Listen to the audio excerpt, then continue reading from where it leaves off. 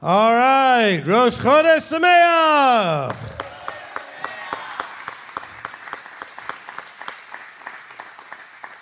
And the Messianic turbans of Israelites went wild. Yay! Because this is a really, really important Rosh Chodesh, right? This is the Rosh Chodesh starting the new counting of months for the year, right? This is Aviv 1, all right? Aviv 1. So we're counting our holy day calendar starts counting today. Okay, so this is actually the tail end of Aviv 1. Okay, we have about another hour and change of it. So we're going to get our Rosh Chodesh service in before sundown, so it's still for the celebrating of that new day, that new month, so that's fantastic. Might have been really cool if, I guess the eclipse led into the Rosh Chodesh at the beginning of it yesterday, right? All right, so welcome to our Rosh Chodesh service. So the way this is going to work is that we have, and by the way, all of you make sure your phones are silenced and all that kind of good stuff.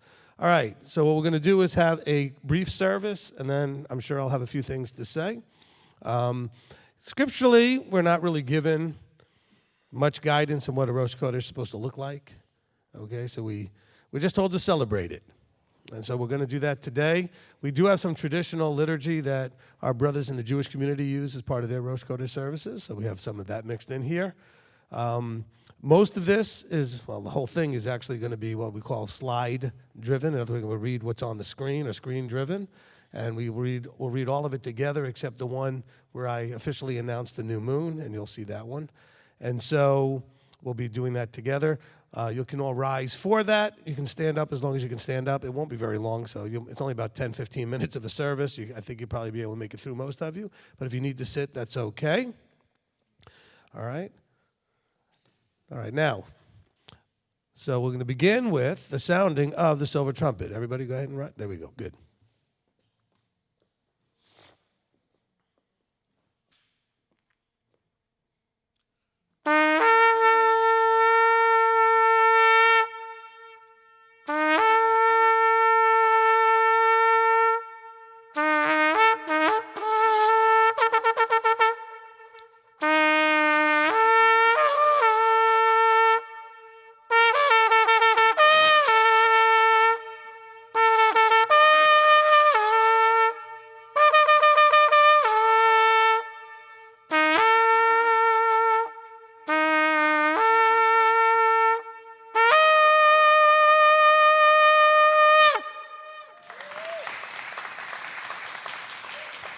Amen. Amen. Okay, we'll begin together with Psalm 51 and verse 15.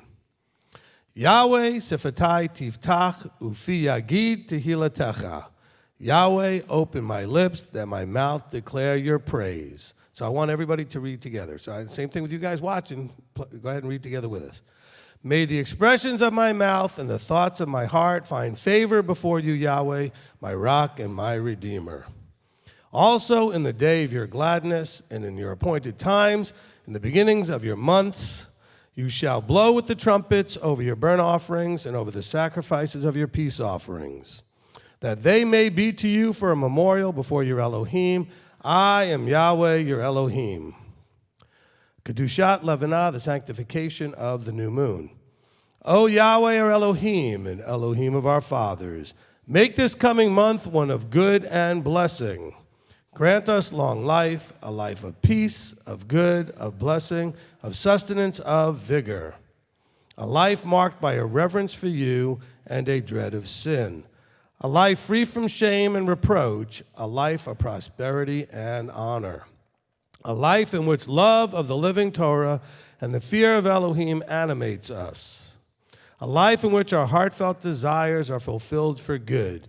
In the name of Yeshua HaMashiach, Amen. He who performed miracles for our fathers and liberated them from slavery to freedom, may he quickly liberate us and gather our exiles from the four corners of the earth, and let us say, Amen. The new moon of the month of Aviv is today. May it prove to be good and fruitful for all 12 tribes of Yisrael. Amen. May the set-apart one, blessed be he, grant this Rosh Chodesh to us and to all his people, for life and peace, for gladness and joy, for deliverance and consolation, and let us say, Amen. Together. Blessed, praised, glorified, honored, and exalted be the name of the King of Kings, the set-apart one. Blessed be he who is the first and the last, and beside him there is no Elohim. Extol him in the heavens. Yahweh is his name. Rejoice before his face. His name is honored beyond all blessing and praise. Blessed be his name, whose glorious kingdom is forever. Let the name of Yahweh be blessed forever and ever. Amen. Isaiah 66, verses 22 and 23. For as the new heavens and the new earth that I make stand before me, declares Yahweh, so your seed and your name shall stand. And it shall be that from Rosh Chodesh to Rosh Chodesh, and from Shabbat to Shabbat, all flesh shall come to worship before me, declares Yahweh. All right, Rosh Chodesh Sameach. All right, you may be seated. All right, you may be seated. Okay, so this is the Rosh Chodesh for the month of Aviv. Okay, that brings up a couple of things immediately, which is number one, this is the beginning of a new year, but a new year according to the counting of months. Some of you watching are thinking, what in the world is he talking about? Well, we're told in Exodus 12 that this is the beginning of your months, when the setting or resetting of the calendar. We don't know how the calendar was set before that, but this is where he certainly sets it in Exodus 12. And he says, and then on the 14th of that first month, right, is going to be the Passover. So the thing is, it's the counting of months. In Leviticus chapter 25, we see that there's also a counting of years for something called the Shemitah and the Yovel. The Shemitah is the 7-year cycle, and the Yovel is the 50-year cycle, okay, the Jubilee. And so that counting starts in the month of Yom Kippur, which is the 7th month. That's at the end of, coming at the at one mint, is when we start to set the new year. That's in Leviticus 25. And so there are multiple calendars actually in your scriptures. Those are the two major ones, counting of moons or months and the counting of years. So now we should be getting excited about the beginning, once again, of a holy day cycle, which is why we count months. So we know when to keep the holy days, the Moedim. Okay? So this is Aviv 1. It's the beginning of the countdown of months. This is the first month. And so one of the things that I want to cover here, that of course we cover every time we get into a new month, is a reminder that these are markings of time. And every time we mark time, it gives us an opportunity to look in two directions, where we came from up to this point and where we're going. Okay, and actually the Aviv one is very significant because it's the beginning of Israel's journey, beginning with coming out of Egypt, okay, and leading eventually to Sukkot, which is, the way we understand it, symbolic of the kingdom, okay, the millennium into the kingdom. So it's a long journey. You know, we go through our own wilderness walk as we come out of our own personal Egypts, you know, and then it leads eventually to Sinai and the receiving of commandments with Shavuot, and of course receiving of the Ruach, and then of course we go through trumpets, atonement, and into the millennium in the kingdom. Now we do have a teaching called Introduction to the Appointed Times, which explains, you know, all of these. So you certainly can go ahead and listen to that or watch that. We have that on everything. For those of you that are new following and finding this tonight, we have nothing to sell you, okay? So all the teachings I mentioned are all available free. Spotify and Apple Music and Podomatic and YouTube and on our app and our website. Everywhere you can possibly look for it, it's there, okay? Oh, for anybody that was paying attention the other day when I said we didn't know where the What Did Yeshua Do teaching go and disappear to, well, it's available on Podomatic and on Spotify. So, you know, you can find it. It's not a problem. It was done back in 2012, which is why it's harder to find. Okay, so before we were doing anything on YouTube, we didn't start doing anything on YouTube till 2013. So, all right, so with this marking of time, two very important things are really that I mention every month, right? Number one, we should be looking back and seeing if we made any progress. And don't get overly upset if you haven't. Be remotivated to do better next month, right? You have another month. And every time you got more time. So these markers of time. And if you did make some progress, celebrate it. And then recommit to make more progress. All right, more growth. Because let's not get confused about what we're doing here. Some people say, well, I'm trying to get my Torah observance right. That's good. That's not what we're doing here. Okay, what we're doing here is we're using all of these things as a part of our transforming into Him. And so what we want to do is examine, are we doing the things that transform us into Him? Some of the mechanics of it, yes, that's Torah observance. A lot of the mindset is in Torah observance as well. Let this mind be in you, Philippians 2:5. There was also Messiah Yeshua, right? And also, when we mark time, we look forward. This is still part of the first point, right? I said we have two things to do. One is we look backwards and forwards to deal with where are we in time and where do we want to be going. In other words, let's commit in these small bites. Now, bear in mind, we've got even smaller bites. I mean, we could do it like every week after Shabbat. You got a whole new week to make an effort. Every morning you wake up, even smaller bite. You could do a better job that day. We have even bigger bites, like every year when the cycle starts all over again. You can say, okay, how did I do last year? And now we got a new cycle to deal with, right? And so we can examine ourselves for that. And actually, that's a theme that we find in Scripture related to Passover, is examining yourself. So every month I encourage you to do that, right? To examine yourself. By the way, we're really good at examining others. Okay. I don't see a verse for that, by the way. But there are verses that tell you to examine yourself to see if you've fallen short, to see if you got stuff you need to work on, and also stuff to celebrate. Matter of fact, you know what? I'm going to encourage you to look for that stuff first.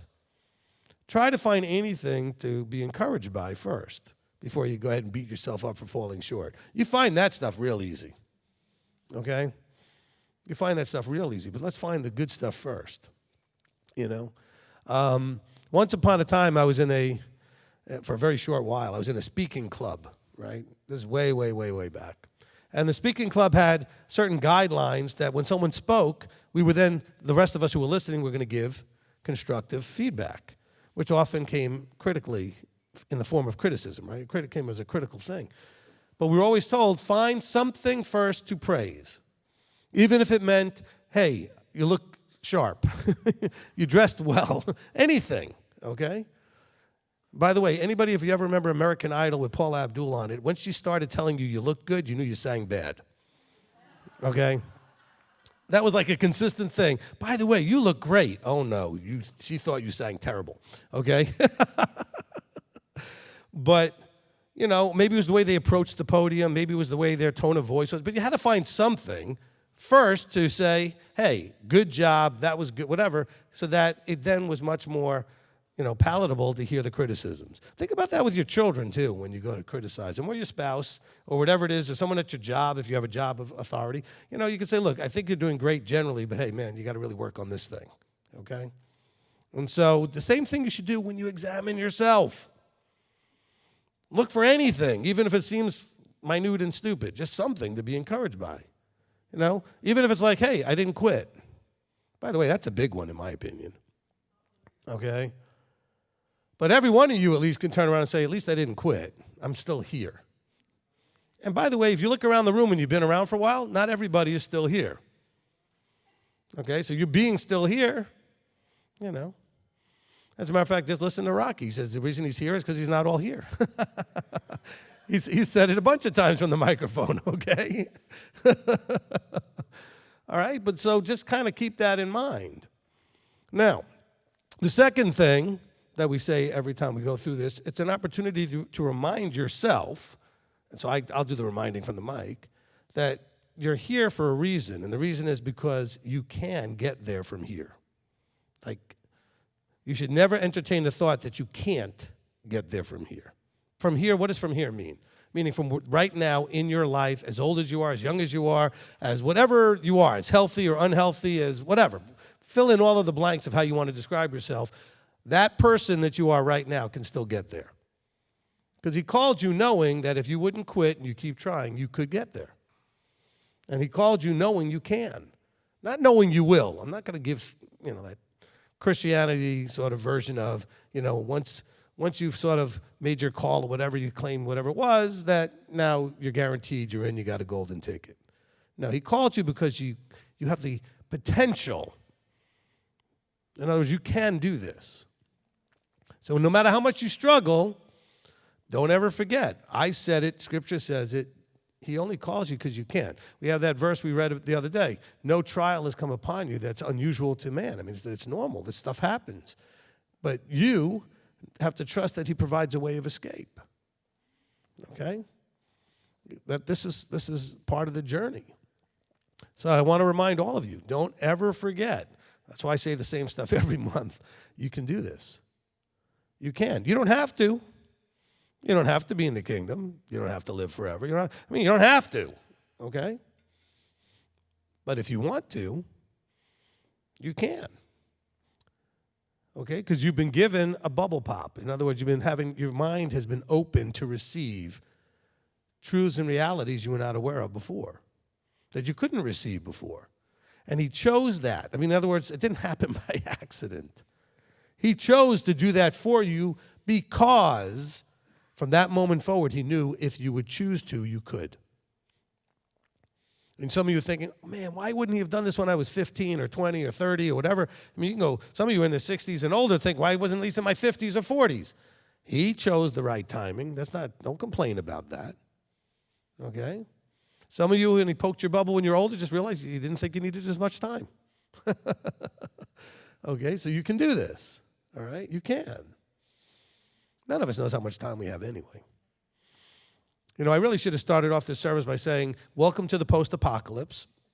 I mean, after all the eclipse and CERN was turned on and all these other things happened yesterday and nothing happened. Okay? Shocking. I hope everybody that made their hours and hours of videos pumping everybody up for this event, you know, didn't waste too much time and spend too much money making all that stuff because, you know, I read Scripture. There's so much stuff that has to happen before any of the stuff they're claiming is going to happen that, you know, pointing to one event. By the way, here's the funny thing. The way they hype it up, I probably am not off by saying this. There are a lot of young people that do not realize that there's eclipses every year. Some of you listening right now are like, what? Every year. It's just only certain parts of the world get to see it. Okay, I went outside yesterday and looked. I couldn't see anything because we're too far from where it went. So really couldn't see anything. Okay, now I remember when the one came by in 2017, it crossed closer to here, and I got to see a little bit of it. It was kind of cool. But there's one every year. So why are we hyping this up? Oh, I know.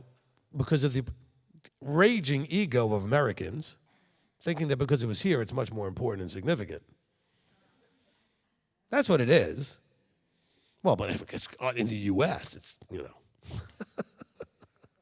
I think it'd be more significant if the crossing of those two eclipses were going over Jerusalem. And even then, I probably wouldn't be that impressed with it necessarily unless other things were happening, etc. But, I mean, this is the pride and ego that we have, okay? There's a whole world out there more than just wherever you live, okay? So if you're living in a place that you think is insignificant, it's not any more significant or less significant than any other place, okay? Some places just get a lot more attention, like this one. It is what it is. All right, so that being said, so what was the important message, though, from all of that hyping up? All right, the important message was whether something was going to happen or not, you don't know your timing. You should be doing two things. You should be, A, prepared in case he comes sooner than you might have thought. I don't think he's coming like now just because we had an eclipse. But I'm just saying is, he's going to come. You need to be prepared. We got parables like the virgins with the oil lamps empty, right? So be prepared. In other words, ready emotionally, physically, spiritually for the return. Which is why you examine yourself, really, to see if you're prepared for all that. Okay? What's the second thing you should be doing? Planning. Not for him coming back. That's the preparing part. Planning, what if he doesn't come back in your lifetime? Some of you are thinking, well, that's ridiculous. We're in the end times. Every generation for 2,000 years has said that, including the apostles. As a matter of fact, they said it, and it's written in your book. They all thought he was coming in their life. So you need to plan and have a plan in case. Because I got a whole bunch of people out there just thinking, well, what's the point? He's coming. Well, no, the point is he is coming, but you don't know when. And by the way, isn't there a verse that says that when he returns, he should find you so doing, not so waiting? I don't see a verse that says, and he'll find you so waiting. You want, see, I know a lot of the people who watch this ministry, they either like it or they hate it. I don't know which way. It doesn't matter. But we're a ministry that's going to really put on you the understanding that he wants to see what you do, how you handle, what decisions, how you handle life and situations. And what do you do with the life he gave you? I mean, I counsel people like every day that are really, they get it now, even if they hadn't gotten it before, or they just still don't get it. And it's hard for me because some of them think I'm brutal. I'm very straightforward and blunt because you might need to hear that, okay? I've had people stand in front of me who are like in a horrible situation financially, whatever, and I'll always ask the question, well, when was the last time you worked? 5 years ago. Why? Well, I prayed and Abba didn't. No, stop that, okay? If you get nothing from tonight or anything I've ever taught, I know I have a very small audience on a Rosh Chodesh compared to like on a Saturday, okay? You need to stop two things. Stop blaming anything outside of you for anything. And stop looking for anything from outside you to fix anything. But what about the Ruach and what about Yahweh? Oh, Yahweh's there, and he's going to help as you do. Not going to do it for you. But you guys all want it to come from outside, and you want to blame everything else outside. Well, my life and you don't understand, I was so abused. You know how many people I talked to that were abused? Everybody. And maybe their abuse was less than yours, but to them it was just as bad. That was still their experience. And you know what? A percentage of them figured it out, overcame it. Some of them, it destroyed them because they let it. It wasn't what happened to them that destroyed them. Okay? It's never about what happens to you. It's always about what do you do after. Okay? Stuff happens to everybody. Everybody. And so stop going, well, you don't understand. What do you mean I don't understand? You don't know me. You don't know what I've been through. You also don't know the hundreds and hundreds of people I've talked to and heard every story you can imagine, mostly worse than whatever the person who's saying that to me. Okay? Because the person who's telling me the really horrible stories isn't telling me I don't understand. They're just letting me know when I ask them, well, how did this happen and what was your background? And they're telling me. Well, you don't understand. Why do I need to understand? I've heard as many horrible things as you can imagine, and people that are successful have lived through all of that. Because they didn't let it destroy them. They believed they could move forward. That the answer is in here. The answer is not you, but you are part of that answer, trusting in him to support what you're doing. Okay, this isn't a secular humanist thinking that you're the answer to everything. You trust in him. You follow guidance. You get anointed guidance. You go to somebody who knows something more than you do about what you're struggling with, and you get guidance. Almost anything because look, quite frankly, let's just be honest. Okay, an elder's in the room, and he can say the same thing. 99.9% of the questions that come up have nothing to do with, have nothing to do with this when people call us. Okay? Well, you know what that means? They could get the answers almost anywhere. Well, I'm broken. I don't know what. Well, you can get those answers and fix that. That doesn't have to come from somebody who knows this. Well, my parents or my kids or really? There's guidance for that anywhere. Go find experts. My health, there's experts. Trust Abba to guide you to an expert, to give you wisdom and discernment on who you listen to. I mean, I'm serious. I get very, very little rabbi work. Like stuff that really needed a rabbi to answer. Okay? Because most of us struggle the most with life, not with spiritual stuff. You were lied to, though, in Christianity that it was all spiritual stuff. Because Christianity wanted to blame everything outside of you for everything and wanted to look to outside of you to fix everything. Am I making that up, or is that true? It's true. And I'm one of the only people in ministry you're going to hear very straightforward, in your face, looking you in the eye, saying, that's garbage.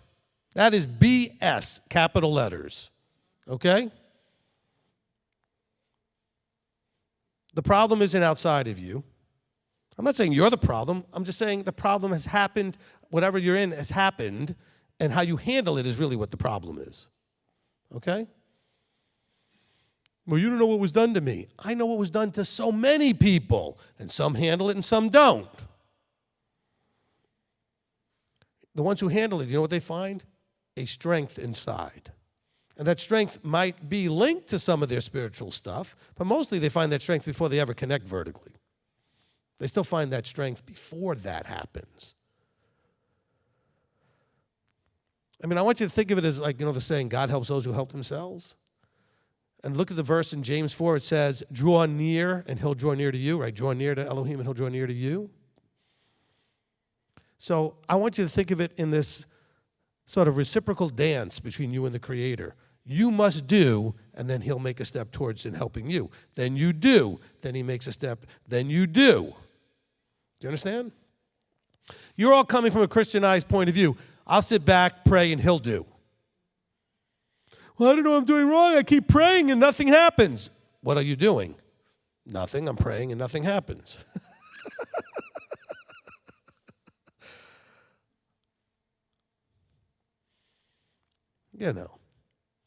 Look, we have we got multiple generations that have been enabled and entitled, which means that people did for them what they shouldn't have done for them. Things they should have done for themselves. And that has ruined them. Not permanently. I mean, if they want to finally snap out of it, they can. But it's ruined them. Do you know, I talk to younger people, and you know what they are? Afraid. They're afraid. They're afraid of everything. Now, one of the ways to fix fear is to realize I can handle this. I can find, now listen, I didn't say I have the answer. I can find the answer. Okay? I can ask for wisdom and guidance from above while I'm making the effort. Not sitting back waiting for the answer to come and be put in my head. Okay? I'm sorry, but you guys have not been taught the Creator correctly. And so you're sitting around waiting for the man with the magic wand to heal and make everything happen for you. That guy doesn't exist. Because that would not help you develop into him. What would be the point? You just make rocks do it in that case. If he's just going to do everything for them anyway. Why would he give you a mind? Why would he give you the capacity to make decisions if he's just going to do it all for you anyway? Does that make any sense really to anybody? I know you'd prefer it because, oh man, it'd be just so nice if everything was done for me. Have you ever seen children when everything was done for them? Did it go well ultimately in their lives? They turn into disasters. Okay? The more spoiled, the worse things go. But the more they had to struggle on their own and figure it out, some of you are fairly successful at this point because you had to struggle and figure it out. Anybody in here had to struggle and figure it out? Okay. Do you regret that you were forced to go that way? No. I've had people look at me and say, well, look, you got all this and this and this. Nobody gave me anything. Okay? Nobody gave me anything. But, our children today look at each other like, oh, everybody should give everybody something. What do we got to give you for? What are you doing? My wife told me the other day, and I can't blame her for the thought, and I agreed. I actually said it from the mic the other day. Just go to a restaurant and look at anybody under the age of 30 that's working there, and I promise you they're terrible at their job. They hate their job, and they look at you like, why are you bothering me and making me do my job? And you walk in, and the place is dirty, and nobody's cleaning it. Nobody cares. You'll sit there and see 15 dirty tables, and you'll finish eating, and there's still 15 dirty tables. Because there's no pride in work. There's no pride in a job well done. You guys want to hear the words, well done? Why don't you have any pride in doing it well? Whatever it is. And so some of you are struggling with this and you're 50 and you're 60 or you're 40. You can fix it. Some of you don't like when you call me, so you don't call me. You know why? Because I'm going to get in your face and say, I want you to confront why you're where you are. And don't blame everybody else but you. Okay? Because whatever happened to you happened a long time ago. You stop blaming that. All right? You got to stop blaming that. I don't even care if it happened last year. Get over it. Move forward. Man, this guy's mean. Look, I just need you to understand the reality of what you're dealing with. Okay? You know, Israel, let's look at the Exodus. You know, they all had to gird their loins and get their staff and put on their sandals, pack their stuff and leave. And they walked out. They weren't magically whisked out of there and just landed at Sinai. They walked out with all their stuff. Most of them had no other transportation. They didn't necessarily have pack animals. They just carried their stuff and walked. And they had to make that journey. And then they had to confront all their fears. They were chased by the scary, the chariots and the warriors. They found themselves between the rock and a hard place. Then they were told, stand still and watch when Yahweh does what you can't do when you get to that finally place where you can't do. And guess what? What did Yahweh do? Did he pick them up and put them on the other side of the water? They still had to walk through with the scary walls of water on either side. I mean, he parted the sea, so he created a way of escape. But they still had to walk through. And was that everything? Oh, no, there was more problems. You think, oh, I'm just going to move to Cleveland. Everything's going to be great. And then you realize that this problem pops up and that problem pops up. Well, I don't have money for food, or my car broke. And this, Israel said, well, we don't have any water. And then we're hungry. And then we're this and we're that. Stuff happens. So you're going to be like them and whine and complain? Or you're going to be like the ones that said, no, he's got it under control. Just be patient. Keep doing what you're supposed to do. Provision will come. But keep doing what you're supposed to do. What you're supposed to do. And it means do everything you can with all of your might and strength the best you can. And some of you think, oh, I wish I heard this. Listen to it now. Stop whining. Always excuses. I'm 61 this year. I know people older than me that started their life older than me. Like they decided, I'm finally going to figure this out and start doing something and create something. I'm like, goodness gracious. And they're like 65, 70, whatever. So don't act like it matters. I don't have the age on it, but a lot of you have been to a KFC. Colonel Sanders didn't start trying to sell that stuff till he was like in his 70s or late 60s. Okay? I mean, he didn't have a chicken business. All right, until he was a lot older. And by the way, almost everybody told him, no, we don't want to buy your recipe. Okay? So some of you are like, and he could have said, well, I'm old, I get it. Nobody wants to buy my thing. I'll just roll over and quit. He believed, see, here's the thing. He believed in something. I'm not talking about spiritually. He believed in himself and his idea. See, a lot of you don't believe in yourselves or your ideas. But that, and by the way, what happened every time he failed? He learned something. And so he can maybe try something different. I don't know if it's the truth about the conversation that Edison had with somebody, but, he tried hundreds of times to try to figure out the right combination of things to make a light bulb. Somebody asked him if he was discouraged. Every time it didn't work, he says, no, I knew I was getting closer to the way that works. I knew it would work. I just knew that those other ways, I'd just tried other ways that don't work. Excuse me. So think of your life that way. Oh, I now know a whole bunch of ways that don't work. Good. So I don't have to keep wasting my time on those. You know what's even easier? Talk to somebody who's already succeeded and get the shortcut. I don't mean shortcut like as in a shortcut. I mean this way you skip a lot of the failures. You still got to do the hard work that works, but you have to do it without all the many failures. Elder, can you get my water for me, please? Excuse me. All right? You understand what I'm saying? There is a shortcut in life. Follow a path that already works. But then you still got to do all the hard work. If you're willing to do all the hard work. Okay? All right, so this is the Rosh Chodesh leading into Passover. All right, so that being said, what's one of the things that we do for Passover? Well, we remove something out of our house.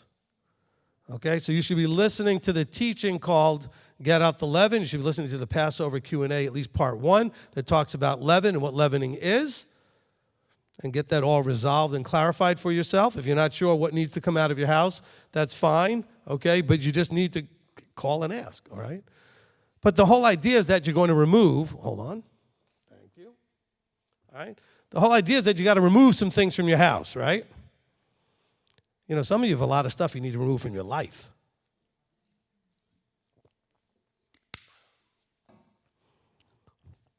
Take the metaphor. What do you have in your life? Now remember, the leavening was a different problem. I don't go into the whole Christianized idea, well, leaven is sin and all that stuff, which it isn't, by the way. Leaven will lead to sin. Okay, leaven is wrong thinking. It's hypocrisy. Yeshua actually says that. Beware the leaven of the Pharisees and the scribes, which is hypocrisy. Okay? Leaven is not sin. But you will sin if you got a bunch of leaven in your life. Okay? A lot of hypocrisy will lead to sin. Now, but what kind of things do you have in your life? Do you have physical things that need to be removed out of your life? Do you have some lifestyle habits that need to be removed? Do you have people that need to be removed from your life? I know that one's the toughest one. But you might need to bring some people out of your life. You know, a lot of you will be really diligent to realize, for example, I don't know, say sugar is bad for you, so you'll do everything you can to make sure you don't eat anything that has sugar in it. Okay, that's not a bad idea, all right? That being said, though, would you make the same effort to remove, why do you remove the sugar out of your life if you do that? Or let's say you remove some other, like your gluten intolerance, you got to remove all the gluten out of your life. Or let's say you're allergic to corn or some other thing, and so you remove anything. Why do you do all of that? Because to you, it's toxic. You will have a bad reaction. It will damage and hurt you. Do we not have toxic people in our lives that are damaging to keep them there? So why do you allow them the access? Oh, but we're supposed to love everybody. I didn't say anything about not loving them. Love them at a distance. Some people are very toxic to love them up close because they don't know how to love you. They won't respect your boundaries or you. So you got to remove anything unproductive out of your life. Unproductive meaning productive. In other words, we're trying to do what productively? Become him. So when I say remove everything unproductive, I don't want you just thinking like work, money, that kind of thing. Anything. Okay, you want to be healthy? Get all the unhealthy things out of your life. You got a bunch of things you shouldn't be eating in the house? Get them out of the house. You're going to get the leaven out of your house. Get anything unhealthy out of your house. If it's in your house, you'll eat it. And let's say, it's funny because you'll make a decision, I'm not eating this anymore, whatever this is, gluten or sugar or something, right? Whatever it is, but you won't throw it out.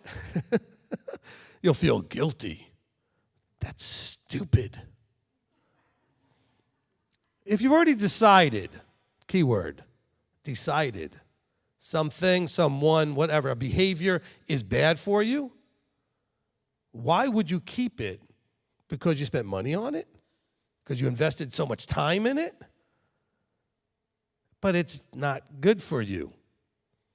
So what does it matter? Get rid of it. But I have so much of it. But you already decided it's not good for you. Okay? But I put so much time into this relationship. Now you finally realized how bad and toxic it is. It needs to be pushed off to the side.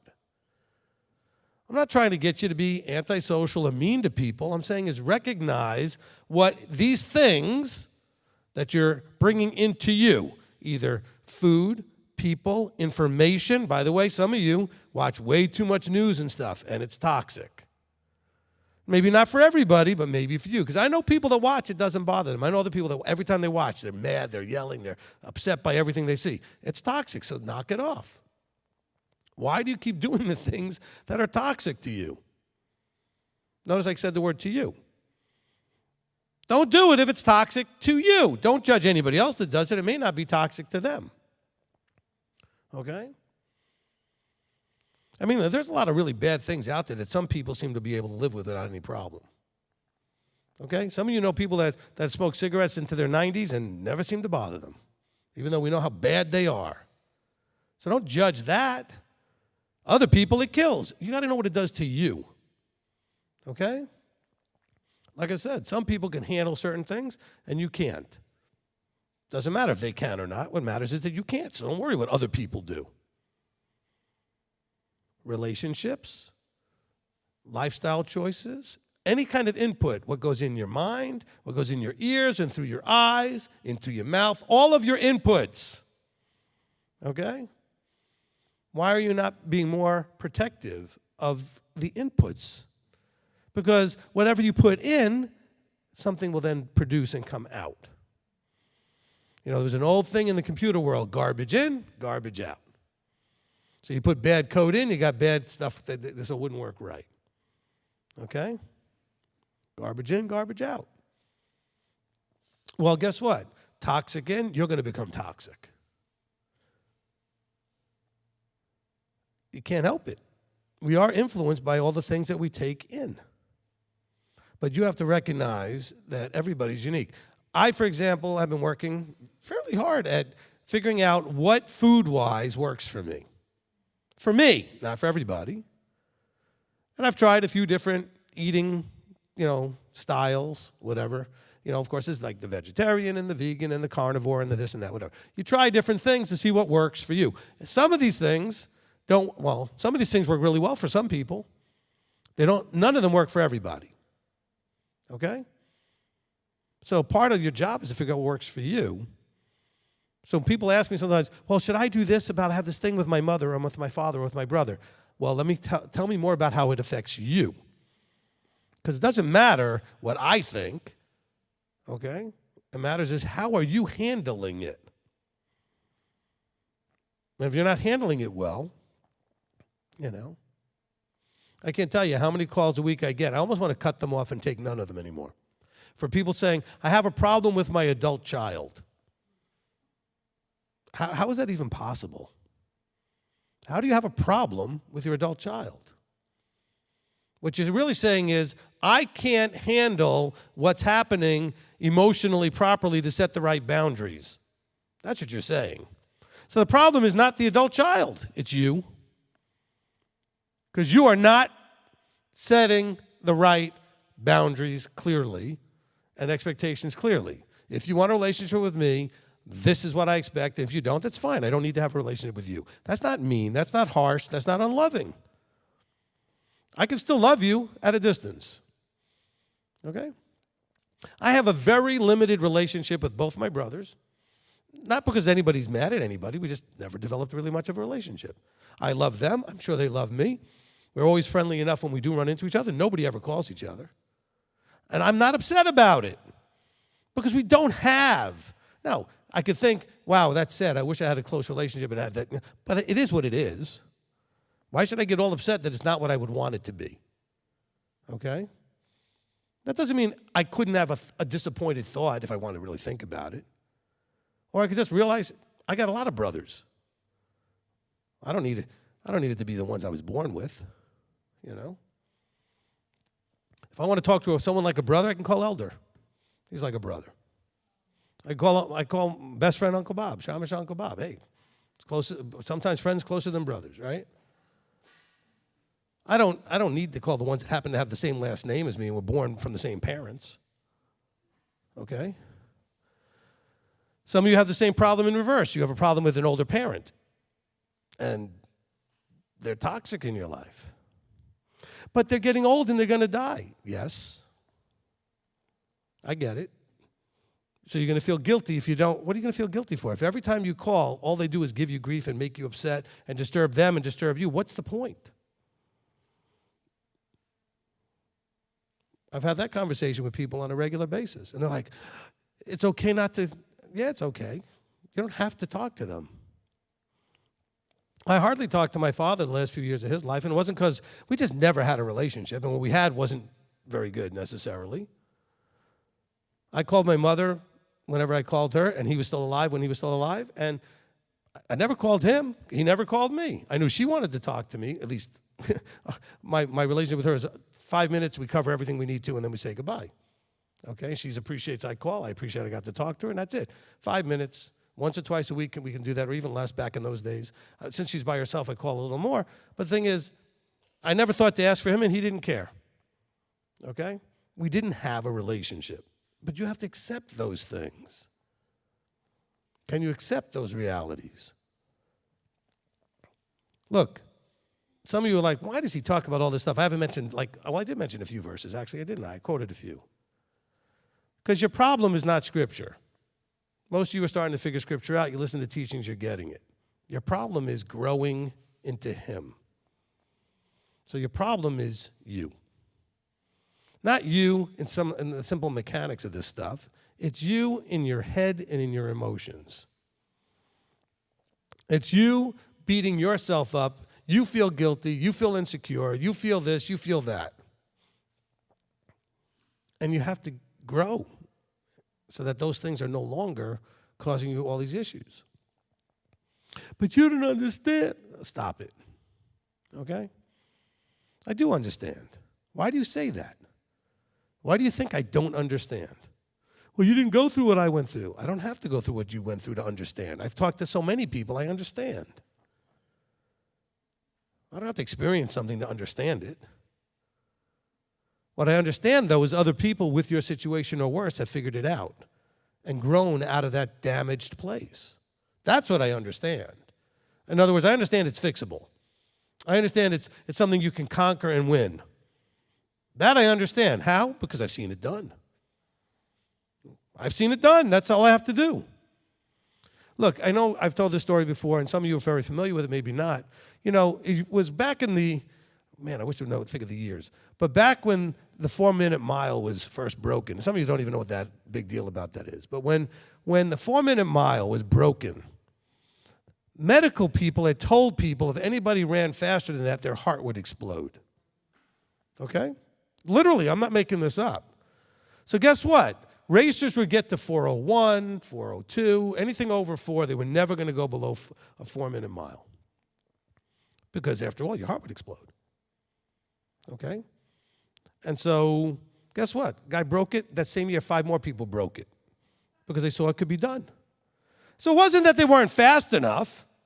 They had put limiters in their own head.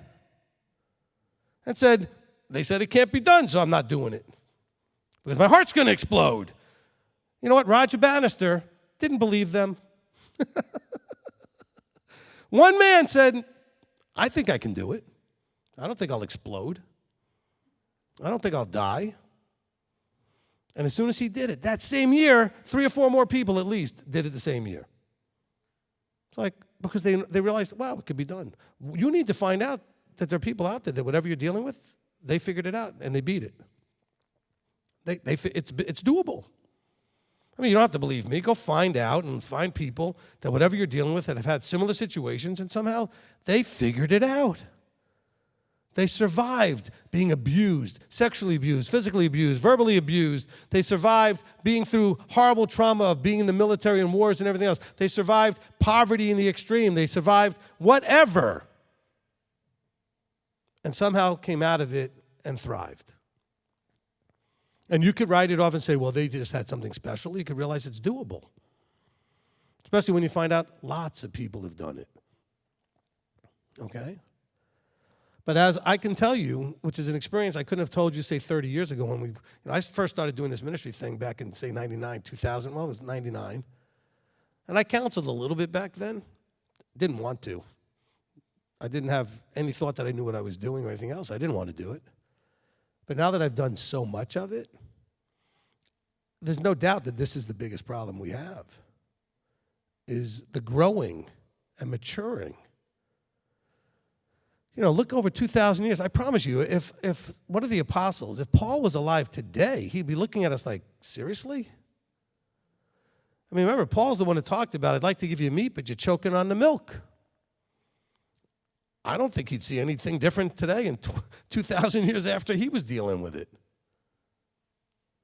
Because, and by the way, when I say choking on the milk, because you guys are still choking on just the simplicity of the mechanics.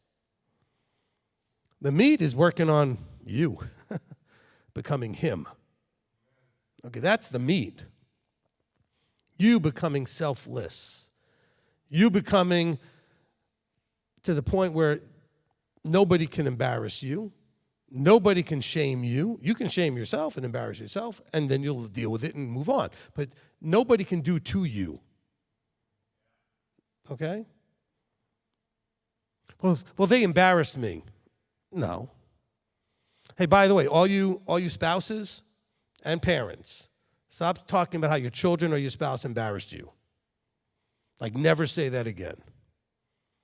They embarrassed themselves. Why do you own that? I could just see this. Something happens in public and you get home and the wife or the husband looks at the other like, I'm so mad at you. Why? Well, because you embarrassed me. What do you mean they embarrassed you? Let's say they treated you in some way in public disrespectfully. That embarrassed them, not you, unless you reacted badly afterwards. Then it embarrassed both of you. Okay?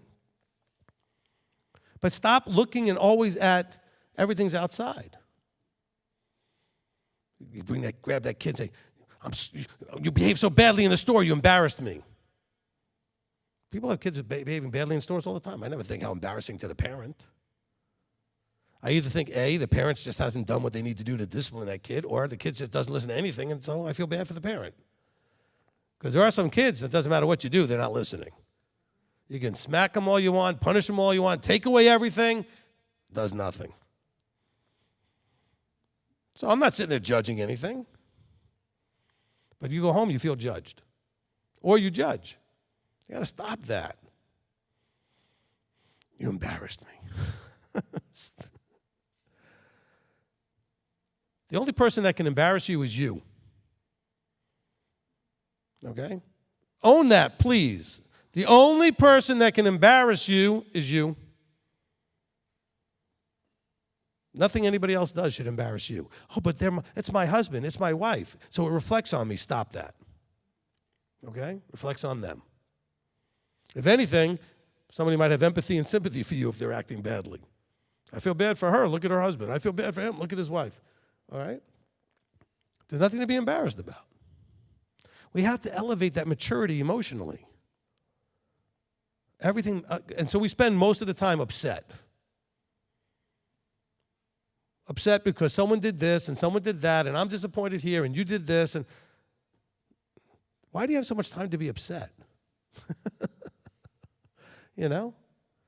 I'll tell you what, this aging thing, it's a little scary on some levels. It's really very good on other levels. Because all of a sudden I realize if I'm going to be 100, that's still only 39 more years. That's not a lot considering I got 61 already in. I mean, that doesn't sound like a lot to me. Now, when you were like 5 years old, 39 sounds a lot old, okay? 60 years old sounds like an ancient something or other. You were born back with the dinosaurs. But you turn 60, you realize time's pretty short. And then you realize there's a lot of nonsense I'm wasting my time with. It's too short, you know? I'll tell you what. I got 25 years of marriage. It's gotten better than ever because we realized, you know what? We better make this good now. The time is short. Not that it's been bad, I'm just saying, but we just realized, you know what? Why do we waste time with anything? Let's just really enjoy what we've got, right? And so it's made a huge leap to another level. I'm going to encourage all of you. You can get that huge leap to another level. And by the way, those of you out there that have done the classes with me, talked about marriage and everything else, You want to really take that leap? Speak the love languages as often as you can, multiple times a day. That will fix so many things and take you to a whole new level. Because it really is a communication of how they receive that you love them.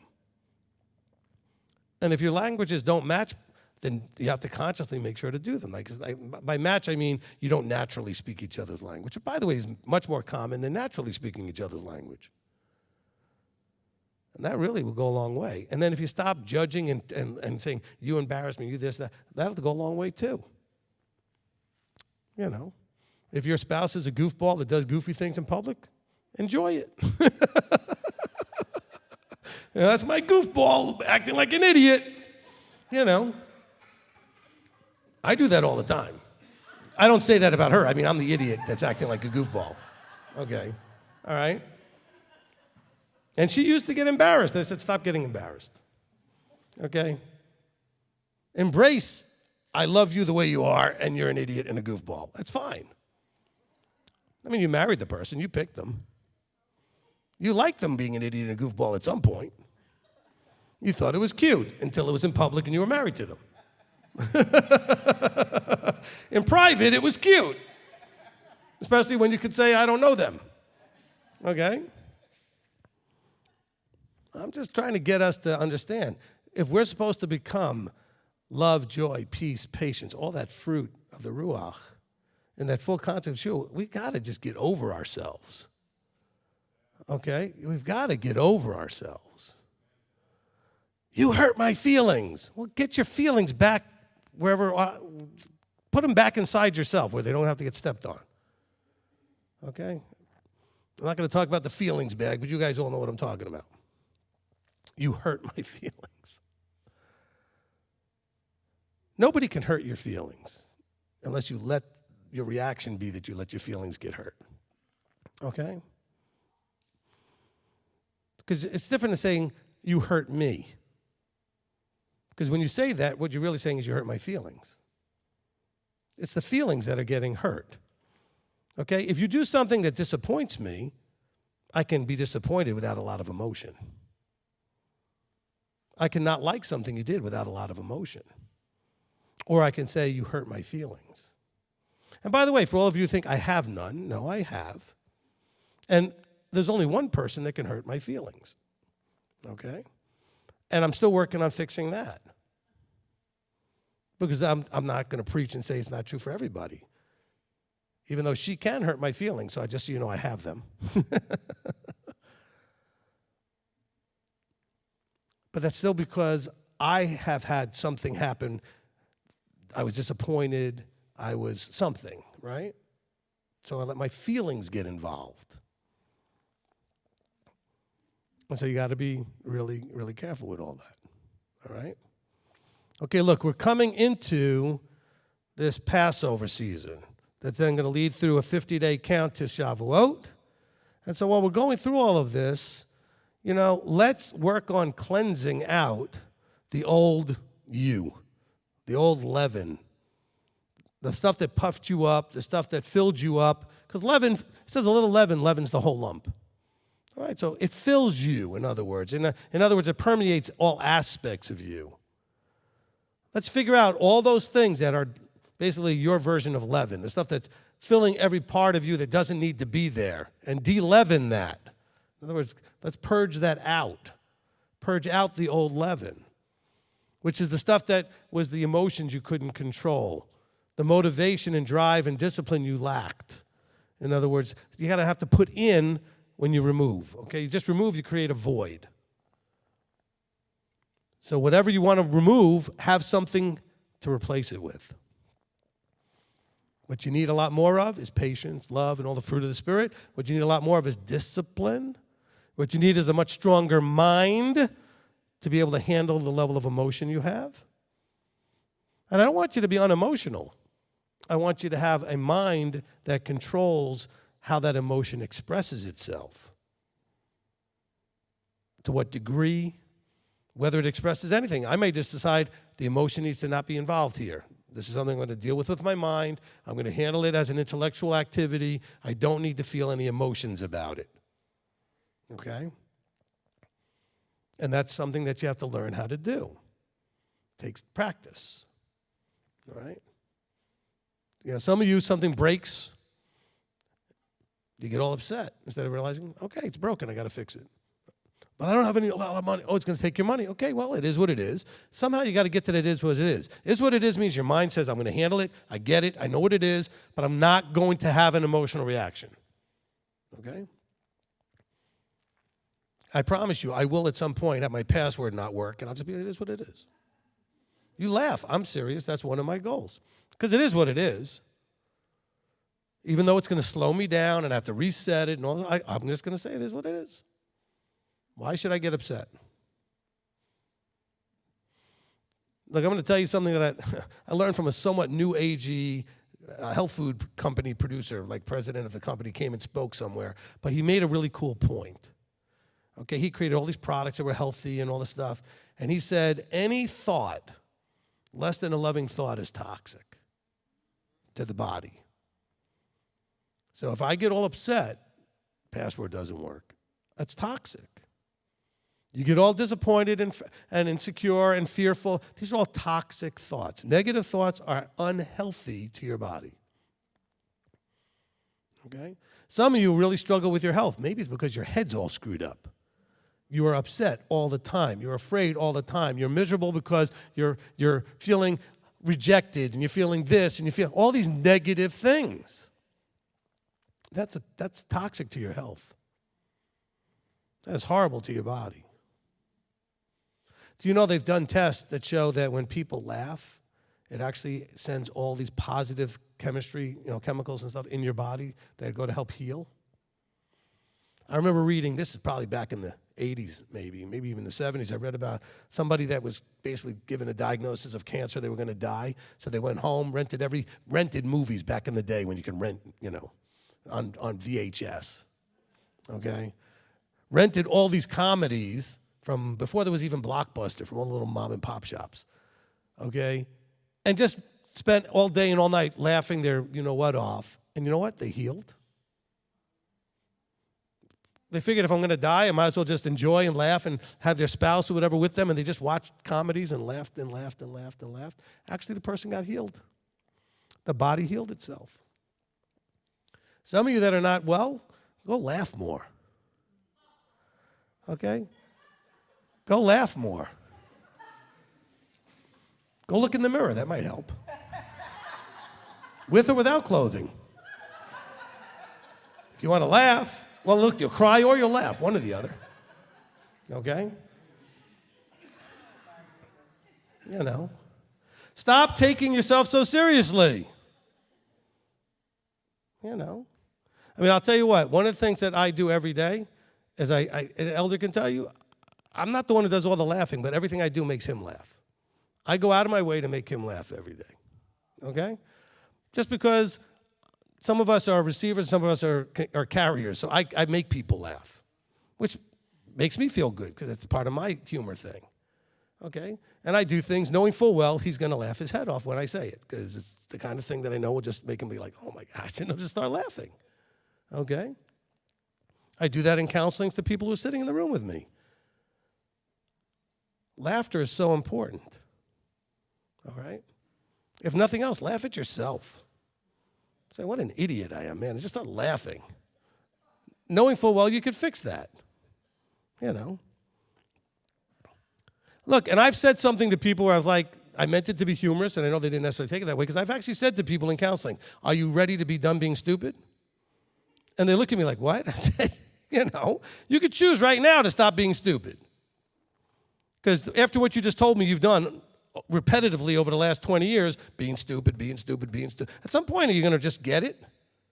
When I say being stupid, I mean doing the same dumb thing over and over again, not like various 57 different. It's like, how many times do you have to do this to not realize, until you finally realize this thing is stupid? It's the wrong way to go about it. At some point, doing something and it not working, you have to realize it's because it's the wrong thing to do. It doesn't work. And so you have to look back at it and go, man, I was an idiot, and start laughing.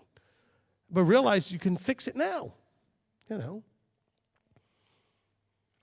It's just, how are you going to look at it? Okay? How are you going to look at it? And so you can choose how you look at all aspects of life. Some of you are so afraid of disappointing Yahweh because you want to get every anal thing very perfect in all of the Torah observance. I'm glad that you want to do that. Ease up, make the full effort, but ease up. In other words, if you mess up and you recognize that you messed up, so you repent, you fix it, you make the effort not to do it again. But don't be paranoid and afraid. I've got people that haven't prayed for months because they haven't gotten the courage to get on their face because some dumb little thing they did to break the Torah somewhere down a month ago, 2 months ago.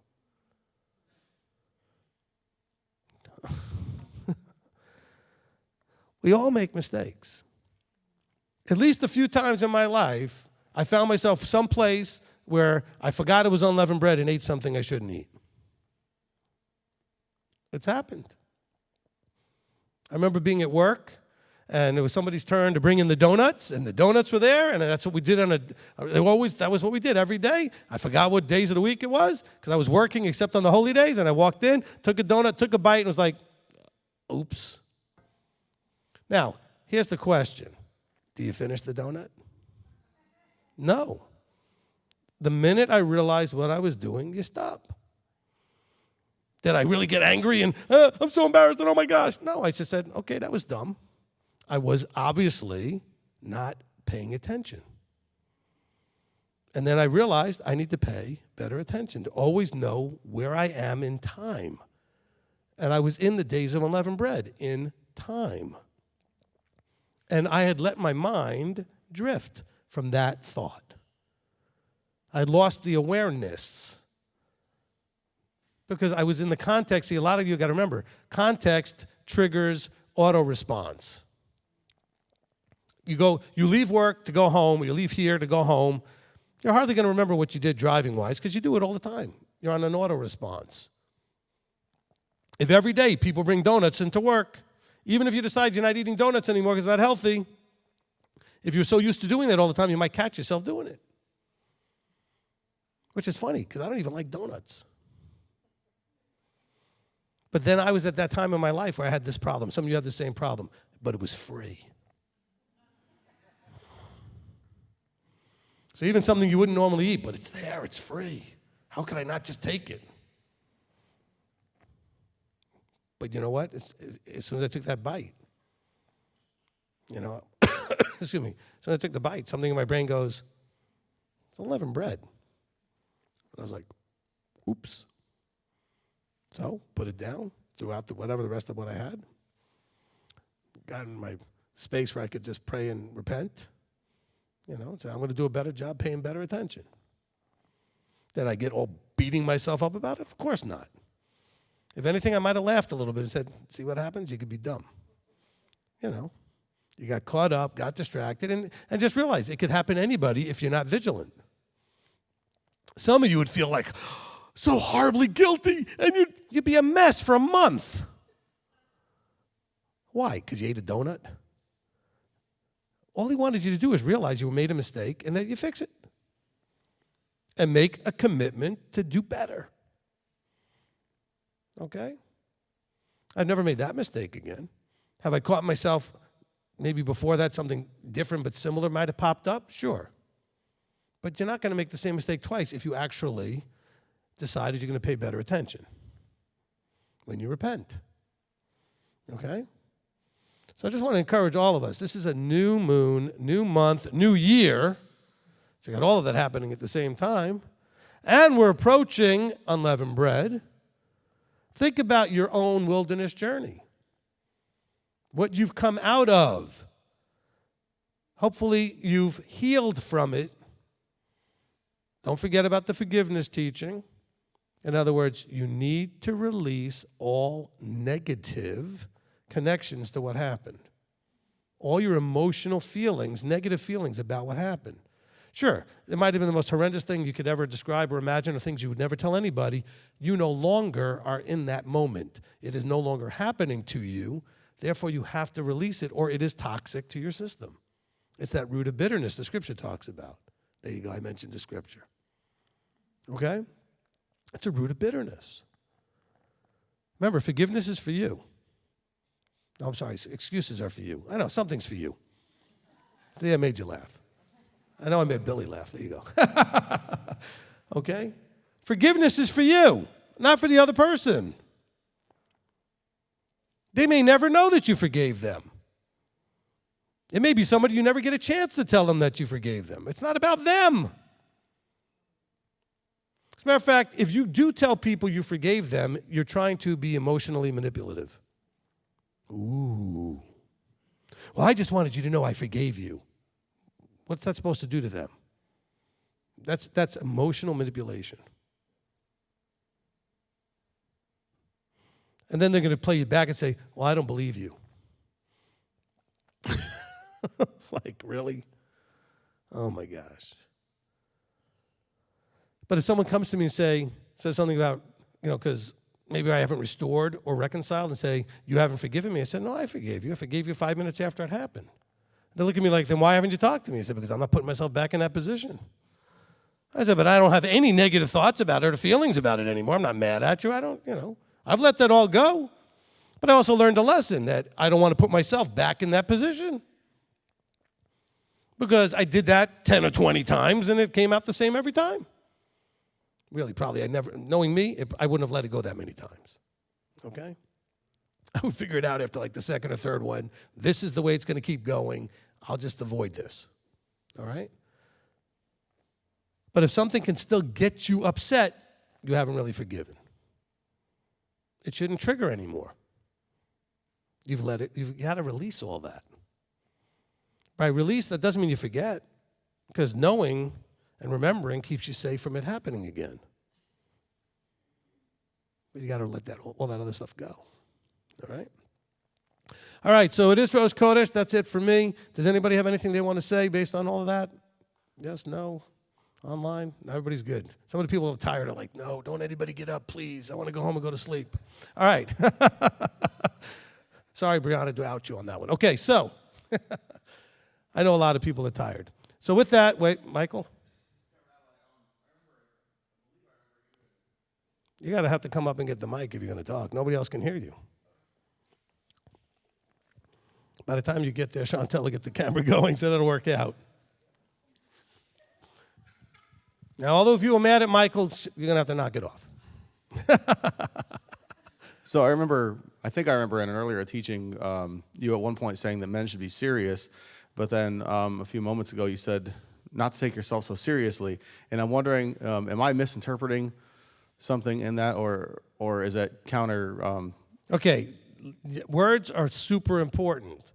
I had this problem with somebody earlier today. They didn't understand. I said nothing about being serious. I said don't take yourself so seriously. Two completely different behaviors. Okay? I want all of you men to be serious, okay, and take situations in life seriously. Don't take yourself so seriously. Okay? And if you want to, go look up those phrases and what they really mean and how they're used. But they're completely different things, okay? All right? You should be serious in certain situations and take things very seriously that are certain situations, but I don't want you to take yourself so seriously. In other words, back that down a few notches. I'm not saying don't take yourself seriously at all. I'm saying don't take yourself so seriously that you're just all the time like, relax, take a breath. Okay? He expects for us that, look, when he looks at us, he knows we're going to make mistakes, but he expects us to learn from them and fix them and then move on. Okay? Chris? What? Is it not on? There's a song I like to listen to, and then one of the lyrics are, you don't have to be serious to be sincere. And there's a time to be serious in a certain way, but like, even if there's a situation where it's not really where you should be serious, but you can always be sincere. And so... No, I appreciate that. Look, I take my job very seriously.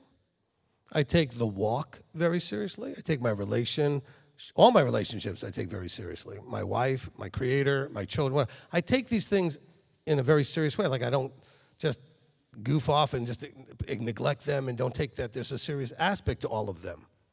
Okay? But some of you take yourselves way too seriously.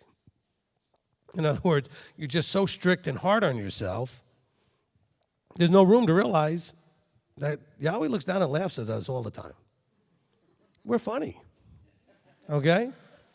We're funny.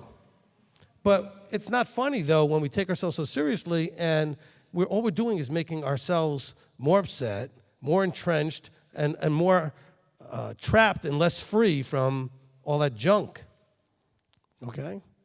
So I'm not saying don't be serious. I'm very serious about my marriage. I'm very serious about being a father. I'm very serious about the role as rabbi. You know what I'm saying? I take these things with the right level of seriousness. And the more you say that word, it starts to get weird. Okay, so, but you understand that commitment to the right level of attention, which I guess is being serious, right? The level, that's it.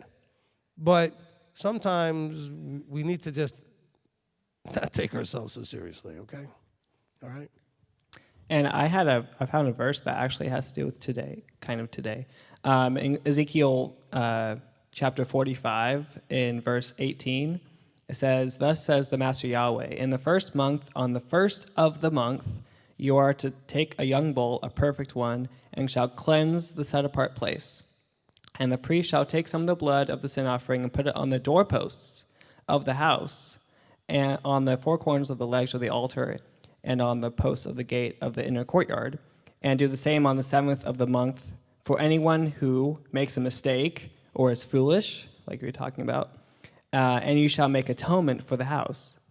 And then the next verse is, in the first month, on the 14th day of the month, you have the Passover, festival of 7 days, unleavened bread is eaten. And I thought that really tied into how you were talking about this is a time of cleansing, of making atonement for your mistakes, and coming to the feast being in a state of being clean, as a progressive revelation and action. And I just like how that was kind of it's a time for that. Amen. All right, Oliver? Hey, Rabbi. Erev Tov. So you're saying when we accidentally eat the bacon or the worm that's in the apple, or in this case, the donut during Feast of Matzot, that inducing vomiting is not necessary? That's correct. Thank you. Although, the one time Rebbitzin accidentally got a sandwich that was wrong, she almost vomited knowing what she ate. But, we had ordered some meatball heroes or whatever, and we got somebody else's order delivered to us, or we picked it, whatever it was, so they got them mixed up. And she took a bite and said, "This doesn't taste right." So we called up and found out it was the wrong order, and she had pork in hers. And she had never had pork before that, even by accident. And she almost got pretty sick just with the thought of it. So that could happen. But no, you don't have to do anything except stop what you're doing and then go ahead and commit not to, to do whatever needed to do next time you don't have the mistake, right? Increasing the level of attention and awareness towards the thing. So then we realize from now on, we're going to double check everything we order to make sure we got the right thing. That's all, right? Because they did have beef meatballs. And we knew that's what we made sure and everything else. So it can happen, all right? It can happen. Okay, and so, no, you don't have to induce vomiting. All right, Janet. Rabbi, thank you. That was really good. When you were talking about every thought that is less than loving is toxic to the body, about 2 or 3 years ago, I was reading about this mental health diet that I actually did for like 7 days, and I had to consciously, intentionally, like every time I had a negative thought, like change it. The beginning it was hard to do, and then they started to get less frequent. And I felt like there was a lot that came from that in terms of awareness of what my head was, but also a lot of peace at the end. And I've been inspired to do that again, maybe even walking into Pesach. So I just wanted to share about that. The other question I had was about when you were talking about releasing things, like if you have something that is unresolved, either from the past or a recent event, releasing to the Father. So like in the Christianity, like you would be, we were kind of told to do that, like in prayer, like just put it at the feet, whatever, right? Like what we were told to do, but it. Well, hold on. But the problem with the Christian mindset was that he would then take it from you. Okay, you would lay it at his feet, and then he would take it. See, laying it at his feet means I'm bringing it before you and saying, help me with this. See, Christianity said, no, we lay it at his feet, and he takes it. Then it's gone. But it doesn't work. Okay? Right. Anybody tried that in Christianity? Did it work? No. Okay? So I'm just saying it's, again, the mindset of wanting an outside intervention to take away that which you still must overcome yourself. It's part of you becoming like him. Okay, forget that Yeshua, the level of what was put in that flesh suit. Just look at him as a man for a second, okay? Do you think he worried about anything? No. Was he insecure? No. Did he have anxiety? No. These are all no's, right? Okay? Was he depressed? No. He knew he was going to die. So he just had a simple conversation with the Father saying, Father, if there's another way to do this, I'd love it if that was the case, but otherwise, it is what it is, right? How many of you would be depressed knowing that you were about to get whatever, whipped, killed, tortured, and then, well, killed at the end of that, but tortured, whipped, and everything else? He knew what was coming. He didn't get depressed about it, didn't run away from it. Okay? And so that's part of, because some of you think, well, because he was Yeshua, of course. No. He was still in a flesh suit, which meant that he had the capacity for the emotional responses that you and I have. So when it says tested in all ways, as we are, I'm sure those are the things that would normally get a negative emotional response out of us. And he was tested with those things as well. Okay? Rejected of men. Did he feel rejected? Did he have a rejection problem like a lot of us have? No. Okay? Just understand that that's our goal, is to fix those things that are not like him, even though he was like that his whole life. But we can elevate to that. That's kind of what he's telling us. You can get to the place where you no longer feel rejection. You can get to the place where you no longer have anxiety. You can get to the place where you no longer have depression. You get to the place where you no longer have anger that's uncontrolled. You get to the place where you no longer, just add all those things in there, where you're no longer afraid. Do you think Yeshua was ever afraid? Do you think he had enough things that he could have been afraid? Absolutely. So everything that you feel that's a negative feeling, he had certainly situations pop up that if you were him, you would have felt that negative emotion, but he overcame that. Okay? He could have look, he knew what was coming. He certainly could have had anxiety about it, right? Right. Absolutely. Right. But he didn't. All right? And so that's our goal. All right, continue. Yes. So with that question, I guess, it's some of the things that I do, but I like to hear your input on what you would recommend, right? So even like what you have said, even in one of the teaching, Father, forgive them for they don't know what they're doing, or I forgive you, even if they don't need to hear that, but I hear that myself, like I forgive you for it. Or even trying to step into compassion and empathy and say, well, the way they treated me, probably there's some things going on that I don't know about their lives, so that helps me kind of readjust my perspective of how I'm reading that situation, the meaning that I'm attaching to that, so that will change the emotions that I may have. But I really would like to know more about how do you actually release that, the negative emotions, like any other ideas perhaps that you might share, Rabbi? Thank you. Oh, good. I like small questions. All right, first let me just address kind of when you talked about the I'm sorry part, okay? I think it's important. Let me make sure I balance this right. I think it's important that you do apologize to people when you have opportunity. However, please never apologize unless the apology includes the words that show that you own and understand what you did. Don't just say, I'm sorry. That has zero value if it's not connected directly to whatever was done. So you say, I'm sorry, I did this, this, and this, and I didn't mean to hurt you, whatever it was. Okay? It has to be an owning. Because a lot of you will say, I'm sorry, thinking that will end the problem. Well, I said I'm sorry, but you weren't sorry. You're sorry we're fighting. You're sorry you're not sorry for what you did. Okay? When my children got punished, I always made them come over. This is when they were really little, 2, 3, 4, 5 years old. I said, come and climb in my lap, look me in the eye. Okay, do you know why you were punished? Yes. What did you do? Okay, are you sorry? Yes. Are you going to do it again? I made them speak to me and own and understand what happened. I didn't just say, okay, I punished you for an hour, now you're over, you had your time out, and are you sorry? Yes. No, I want you to tell me that you understand why you're here, what you did, why it was wrong, and that why I had a conversation. But I had the conversation at that point, the punishment was over. I love you. They're sitting in my lap. I was holding either him or her, my daughter, my son, whatever, and I said, okay, I love you. It's over. But I want to make sure that you understand. Why did I put you here? What happened? Do you understand what was wrong with that, right? So if you're going to apologize to someone, it needs to include a bunch of that. Hey, I'm sorry I talked to you the way I did. I'm sorry I did this, whatever it was. You need to own. Otherwise, don't say you're sorry.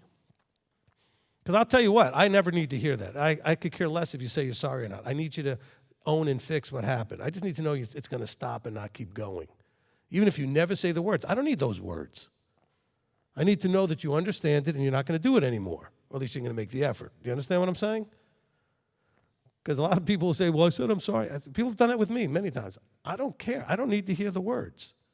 I need you to acknowledge that you understand that I need you to stop doing that. Whatever it was needs to stop. So that's what the whole thing is when you repent. You bit the donut. Good. Make it clear, I'm not going to do that again. I understand why that was wrong. I understand how I messed it up. I wasn't paying attention. I got distracted, right? You have to own whatever the problem was. If it's a spouse, you have to say, I'm sorry, I had a bad day. I was a little short-tempered. I didn't mean to treat you the way I did. It wasn't you. It was something else going on, but I'm going to do a better job of not bringing that to you. I had a bad day at work, and I shouldn't have brought it to you. Whatever it was, own it. Don't just say, I'm sorry. Okay? Better that you say nothing than to say I'm sorry without connecting it to anything. Because then you're going to have the expectation, but I said I'm sorry, it's fixed now. Not unless you owned it. Okay? Then it can't be fixed without owning it. All right, now, to answer the other problem that you mentioned, Janet, how do you release these things? Okay? So first has to start with recognizing, well, I use this phrase all the time, reality fixes everything. I know people hate that because they think Yahweh fixes everything. Okay? No, reality fixes everything. Yahweh is reality. Okay? Now, reality fixes everything. So the first thing you do is you have to bring reality into the situation. Is the thing that you're upset about, the negative emotions are connected to, happening right now? No. Okay. Then make sure you are living knowing it's not happening right now. Okay? Because some of you act like it's still happening, which is why you can't release it. Okay? Secondly, you're going to say, have I learned the things necessary to do a better job, if not a great job, avoiding it happening again? Okay, then again, there's no reason to be upset about it anymore. It's not happening. I've learned some lessons to avoid it happening in the future. Okay? So therefore, there's no reason to still be upset about it. Okay? The third question is there anything that I can do right now to fix it, adjust it, whatever? And if the answer is yes, then do it. If the answer is no, again, you have to just let it go. Because you have to accept the reality that there's nothing you can do. Because if there was something you could do, then do it. And then once you've done it, then let it go, because you did everything you can do. The question has to be, is it happening now? Okay? Did I learn anything to help make sure it doesn't happen again? And have I done anything and everything that can be done to deal with it? And once the answer to that is yes, I've done everything that can be done, even if the answer is no, there's nothing to do, right? That's still yes, it's the most you could do is nothing. Then what would you still be upset about? Okay? You got raped by your brother or your father when you were 5. Now you're 30. Is it happening now? No. Was it horrible? I can't even imagine. I can't imagine. I've heard a lot of people tell, sadly, I've heard a lot of people tell stories like that. But is it happening now? No. Is it likely to happen again? In other words, You know enough now, you're an adult, you're not a 5-year-old defenseless kid. What's the likelihood someone could do that to you again? Almost zero.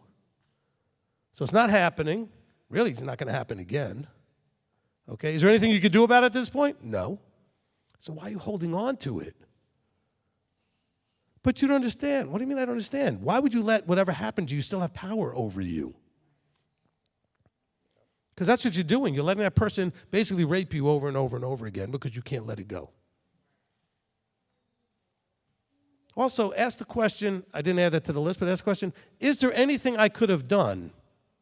Because a lot of you blame yourselves for the terrible things that happened to you. And you got to be honest in reality. Reality is, could the 5-year-old have done anything? No. You couldn't have done anything to protect yourself against that bigger adult person. So don't blame yourself for anything either. Now, you're an adult now. I would like to see someone try now. They may be in big trouble. I mean, in other words, you're in a whole different place. You got a voice that's different now. You get a physical body to defend somebody off. You're not that defenseless little kid. I'm just saying it doesn't, or you were in an abusive marriage and the husband or the wife is just verbally abusive or even physically abusive. Are you in the marriage anymore? No. If you are, why are you still there?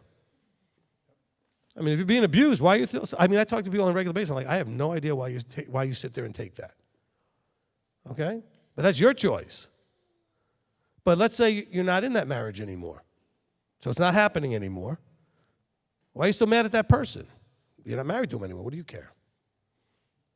So you've separated out. The thing is not likely to happen anymore. You're no longer in it. You learned from it, so you're not likely to marry somebody like that again, hopefully, because you learned some signs to look for next time. Okay? So, I mean, all of these things are part of releasing it. Okay? All of them are part of releasing it. Okay? All right, Rocky. Did that help, Janet? All right, you're welcome. Thank you, Rabbi. Man, you said so much. I can't wait to get home to watch it again because my attention span's this long and I miss several things. I'll get distracted thinking about something else. But, thoughts are just thoughts. But it's ironic how, just because I think of something doesn't mean it's real or doesn't mean it's true. I've hallucinated in my own thoughts and done stuff that I regretted later, like, what was I thinking? And my life has just really changed here recently. And the thoughts that are running through my head is just crazy. And it's like, oh my goodness, I'm struggling. And what keeps popping back in my head is I'm struggling with, I watched this teaching. It says, to he who overcomes, part 10. And it talks about, you talked about Hasatan is going to, lead astray the whole world.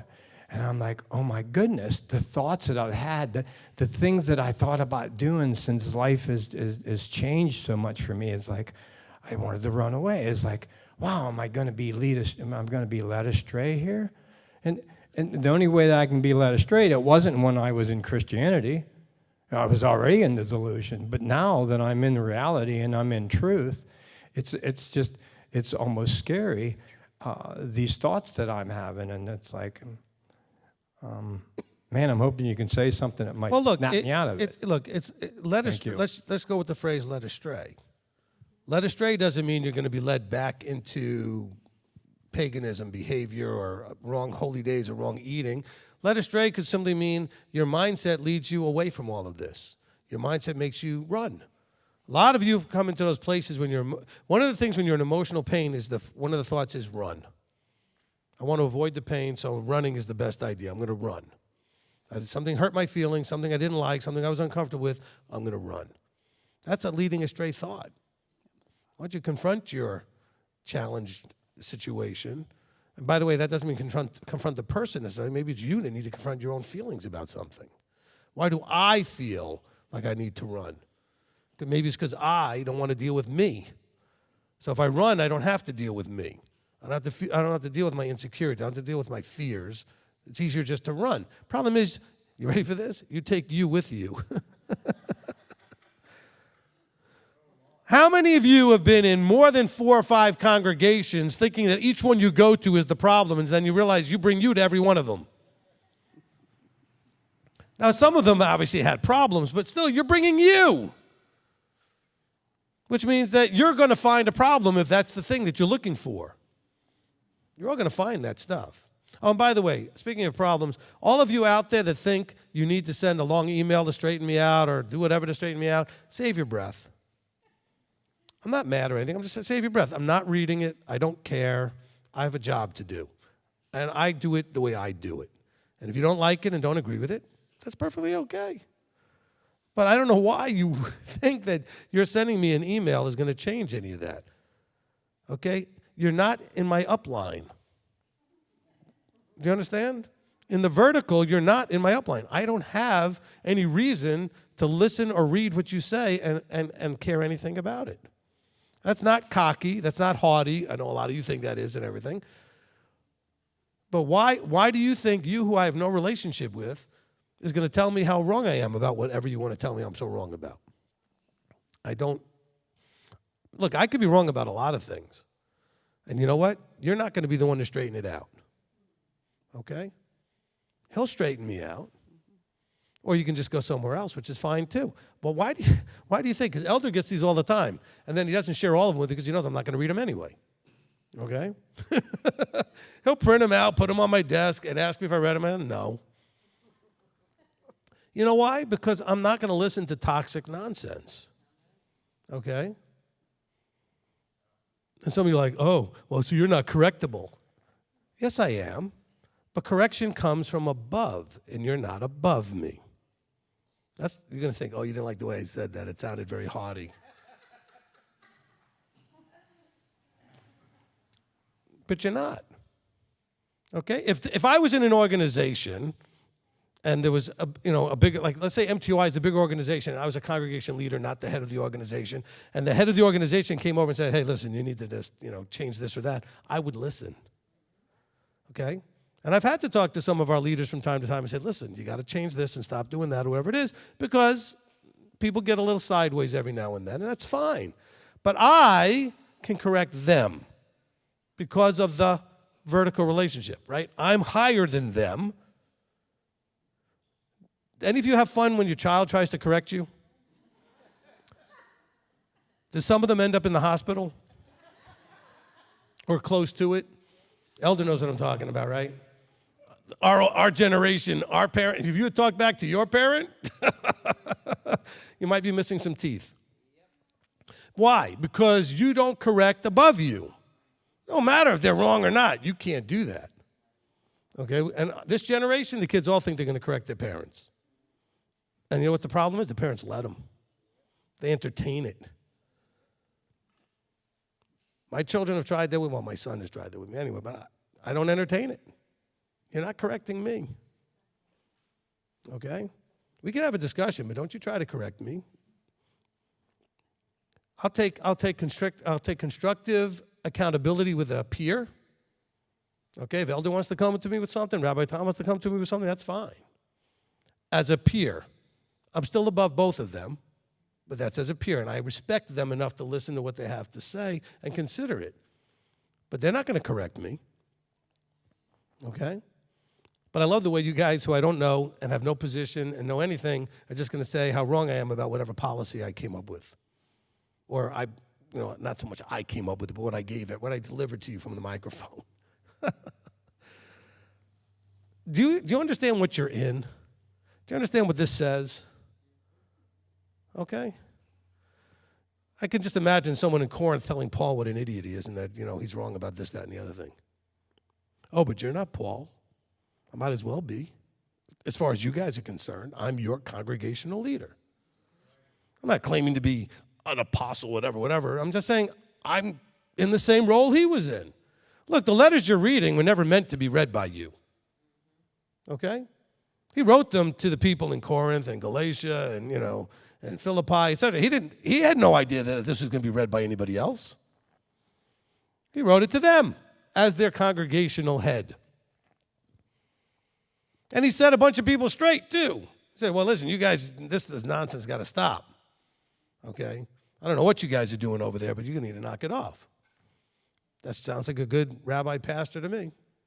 Okay? But, correcting, that's a whole different problem. Okay? So just look, I don't care if you try. It's not going to bother me. I'm not going to read it anyway. And that's not cockiness. You know what? I don't read it because who has time for that? You think I have time to read your 4 pages? It's like, they don't even write like a little thing. It's like 4 pages. I don't read 4 pages if it's a compliment. Elder's nodding his head. You want to send me 4 pages how you think I'm the best thing since sliced bread? I'm not reading it. Okay? And people have done that too. And then they'll always ask this question when I counsel with them later. They go, did you read my email? No. Just so all of you know, if you send emails with your whole story and then you're going to counsel with me, I have not read it. Okay? I don't have that kind of time. Because you know what? The counseling session will still only go 10 minutes. I'll fix your problem in 10 minutes, and I didn't need the whole story. I had 5 or 6 sessions today. The average session went less than 10 minutes. They were blocked out for an hour apiece. Because it doesn't take that long for me to get down to what it is and give the counsel that's necessary. And then the person, I go, anything else? They go, nope, that did it.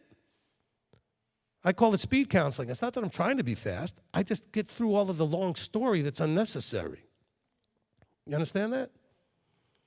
So all of you that want to call and counsel, just understand, when you talk to me, you start with the problem you have. In other words, I'm having a problem with this. I don't want the story of how the problem got there. Then I might ask you, tell me more about this piece or that piece if I feel I need more information. You're like, wow, that's so. No, that's the anointing I have. Trust me, that's all I need. That may not be anybody else on the planet. I don't know. Okay? But that's what I need. Okay? And those of you who've been in counseling with me, you know that for a fact. I'll interrupt and say, okay, I don't need all of that. And you're like, really? I'm like, really? This, answer these questions, boom, I got it. Okay? That's the gift. I don't know. I can't explain it. Maybe it's just something he gives me to bless me because he knows I can't sit there and listen to that stuff for an hour. That's his mercy on me. And poor elder, he sits there listening to it for a whole hour when they call him. Don't do that to him. Okay?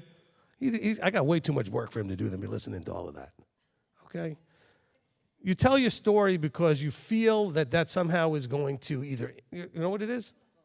You're trying to influence us. Okay? Do you want counsel or do you want influence? Do you want me to give you what you want or do you want me to give you what you need? Do you understand? Because your story is to convince me about something. I'm going to get the truth of it anyway. And the truth is not always going to be your story because the story is the spin you want me to hear. Be honest. The story is the spin you want me to hear. And I'm going to pull that aside and peel through it and say, but what did you do? Why is this still happening? Why hasn't this been done? And then you can tell me, and I'll say, no, I don't want the story, I want this. And then I'll get to the truth and make you face it. Okay? And the story is not anything but you're trying to convince yourself and others to justify your emotional place or your inactivity or why you've allowed yourself to be in the dumb place you're in. That's the story, okay? And then somebody thinking, I'm never calling this guy. Good. Don't call me, and then you won't get fixed, and you won't get healed, and you won't get the answers you need. Because everybody that calls in that 10 minutes, they got what they needed. And I don't try to do it in 10 minutes. All of you have called, no, I always finish with, do you need anything else? Is there anything else? Elder will tell every time anybody comes, anything else? Nope, good. We're done.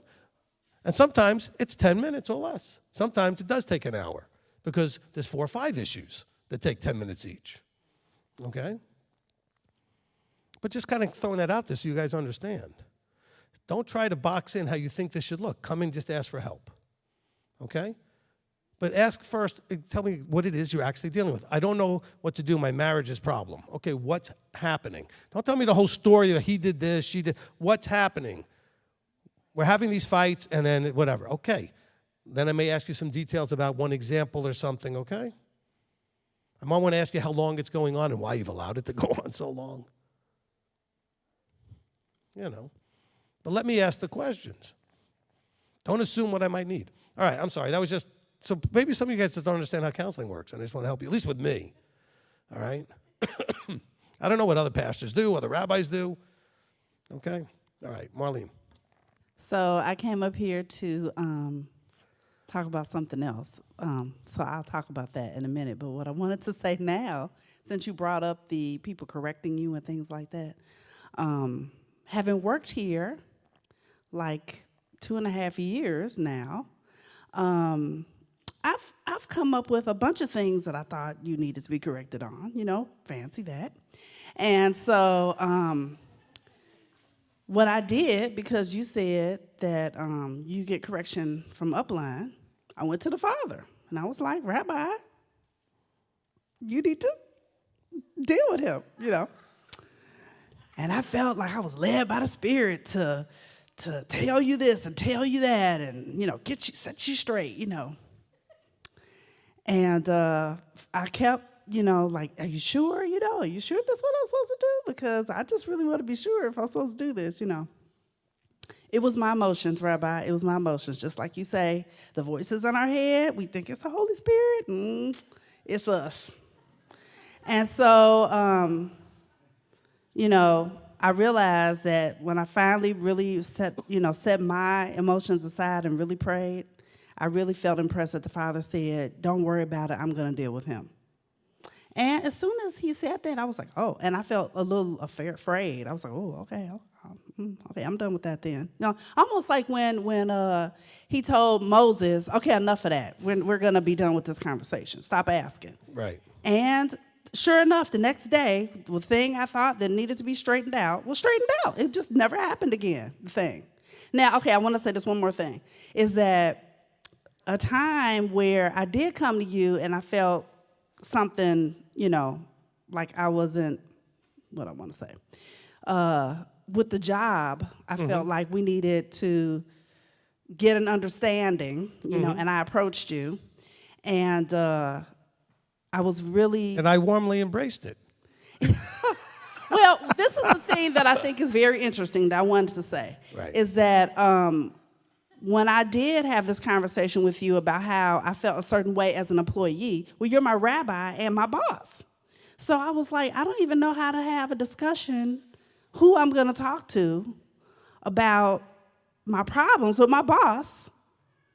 You know, because if I was going to talk to my rabbi, you're the same person. And so, sure enough, though, when I came to you to talk to you as a boss, if we didn't agree, we had kind of hard feelings a little bit. Not me. Well, it didn't go super wonderful. That's okay? true, but I didn't have any hard feelings. Okay, it was me.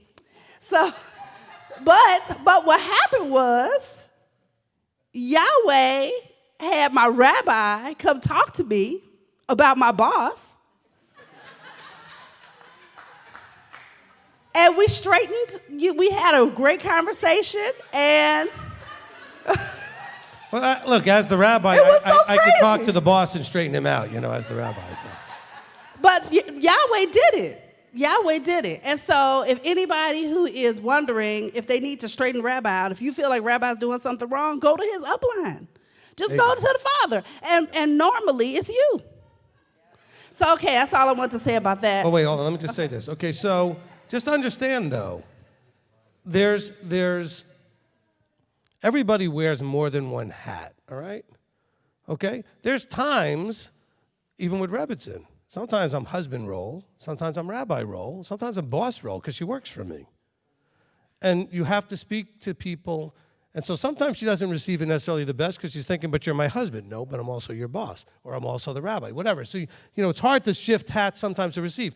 When I first talked to you, we were talking about your employment or whatever it was. I was talking as your employer.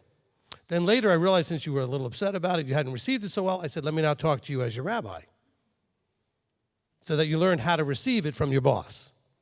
You understand what I'm saying? So, but you have to be able to not only shift roles yourself, but you have to realize that the person you're dealing with may be shifting roles as well. Which role were they in? So you don't take something like, but my rabbi talked. No, your boss talked to you that way. And so there's a different hat. We've had some people work here that didn't handle that very well because they couldn't separate the roles, okay? All right? And so that could be tough. And that could be, I'm glad that you explained it that way because I think it's really good so people could see, I took the one hat off, put on the other one, after I had already settled the first issue, even though you didn't like it. But then I helped you understand why that was and how to handle that, because now I was talking to you as your rabbi. And so that's really good. Now, by the way, also for all of you out there, if I'm wrong, you should have every confidence he'll work that out. But also, you have to also recognize that probably most of the time, it's you, which is what Marlene was trying to say. It's you in your emotional place instead of you patiently allowing it to play out. Because it's not that you were wrong. Sometimes you were just impatient, okay, which I think is what we were talking about with the job. It's just a little impatient thing that was happening, okay? So it wasn't that there wasn't going to be, but some of you, because you want to see it now, aren't allowing things to play out because I may be doing things in a bigger picture that may take a little while if you could just be patient, all right, which is what I think I told you as the rabbi role. You're just going to have to be patient with some of these things. So just understand, and a lot of you, if you've counseled, you've seen, I've had people tell me, I didn't agree with what you said in the council, but I did it anyway, and it played out. But that's because you trust the vertical, not so much that you have to agree and get it when you're receiving it, okay? Same thing, if you have a good husband and you trust that man, then you should allow things to play out to see that he just might be right, you know? Early on in our marriage, at one point I said to my wife, I said, look, give me 6 months, carte blanche, blind obedience, submission, whatever. Just trust me and see what happens, you know? Ladies, men, you should be able to do that with your wives, but boy, you better produce. If they're going to give you no questioning, no arguing, whatever, you got to show them that it works, okay, that it was worth trusting you. Ladies, because you have to learn to trust, and guys, you need to learn to produce. That's a great exercise, okay? But bear in mind, both of you are on trial if you do the exercise. Because the guys, don't just say to your wives, listen, I want no questions, no arguing for 6 months, because the point is you're supposed to prove that that's worthy, that trusting you was the right way to go, that you produced and you gave them whatever you promised them life-wise, okay? So I've done that with my wife, and as part of our relationship, I said, look, if you would just trust me, everything you want, everything will be there, okay? By the way, trusting's not easy, especially if you're blue. It takes effort, because trust is like the hardest thing for the blues. But that's why if you're going to ask your spouse to trust you, you better produce, okay? You better produce. All right, go ahead. Okay, so originally I came up here to talk about how I really appreciated last Shabbat that you talked about the maze. Thank you, Amy, too, Amy Henderson. You talked about the maze and coloring in the dead ends.